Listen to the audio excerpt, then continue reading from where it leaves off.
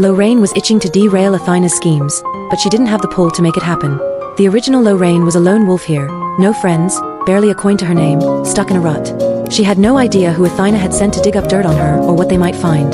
Waiting for the axe to fall was like teetering on a cliff's edge, nerve-wracking but weirdly thrilling. Still, if she put herself in Athena's polished boots, Lorraine could guess where her little spy might be headed. When the original enrolled, she'd filled out a registration form with the bare minimum, just northern seaboard for her hometown. The school didn't give a hoot about your status, highborn or lowborn, everyone got the same treatment, and they didn't have to spill their life story. So, she'd kept it vague on purpose. Even if Athena's lackey went poking around the coast, good luck with that. The northern seaboard was a sprawling mess of towns and villages. And besides, Lorraine's fishing village? Gone. Pirates had wiped out everyone and burned it to the ground. She was the only one who'd made it out. What was there to find? Just ashes and bad memories.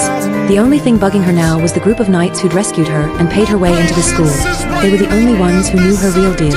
As class wound down, Professor Phil dished out an assignment, took a bunch of spices and whip up a scent formula for next time. Lorraine thought it was bonkers. Spices? For a scent? Are they trying to turn themselves into a pot roast? But nobody else batted an eye, so she zipped her lips, grabbed her spices, and headed out. Hey Ruth, what's your plan for those spices?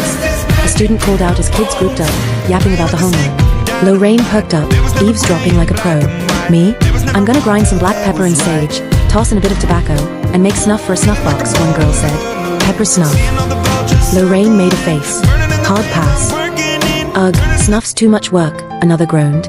I'm just doing incense. What about you, Jack? Jack grinned like he'd hit the jackpot. First time I've seen this much spice.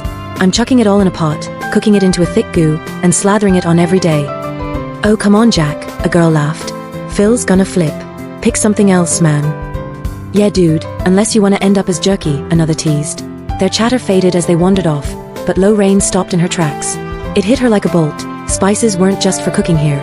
Way back, 3,000 years ago in ancient Egypt, they were used for religious rituals and mummifying bodies. They'd mix spices with oils to preserve corpses, making mummies that smelled good for centuries. In Eldoria, cooking with spices came way later than in her old world, Celestial. No wonder everyone had looked at her like she was nuts when she called the spices seasonings. Eating stuff used to embalm corpses? Yeah, that'd freak anyone out. It was all about cultural differences. This world might look like late medieval Eldoria, but it wasn't quite the same. Back in the real Eldoria, folks were at least spicing up their beef by now. The thought was a wake-up call. She'd have to watch her mouth and her moves, or she'd stick out like a goblin in a ballroom and get pegged as a heretic. With that in mind, Lorraine started to bail, until a snobby voice cut through the air like a dagger. Hey lowborn, hold it right there. It was Vena, one of Athena's cronies.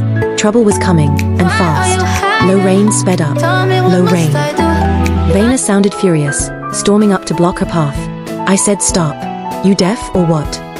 Lorraine sighed, forced to a halt. She looked up at Vena's smug mug. What's your deal, Vena? Vena smirked, nose in the air. Think you're slick, huh? Fooling everyone? Eating spices? That's a good one. Lorraine's head was pounding. She wasn't about to explain she meant cooking with spices, not munching them raw. So, you chased me down to yap about that? Got no life, huh? Yap? Vena's voice hit a shrill note. You've got some nerve talking to me like that, lowborn. I'm gonna spill your secrets. Spill what, exactly? Lorraine asked, cool as ice, eyebrow raised. Oh, still playing dumb? Vena took a dramatic step back, glaring like she'd caught a thief. You're a fake. I don't know how you know those spices, but you're not fooling me. You're no highborn. She pointed at Lorraine's clothes. That ratty wool undershirt? Only a lowborn would wear that garbage. You done? Lorraine asked, voice steady as she locked eyes with her. My turn. Vena's jaw dropped as Lorraine stepped closer, her gaze sharp enough to cut through iron. Download CC Search FGK 00082. Watch the follow-up.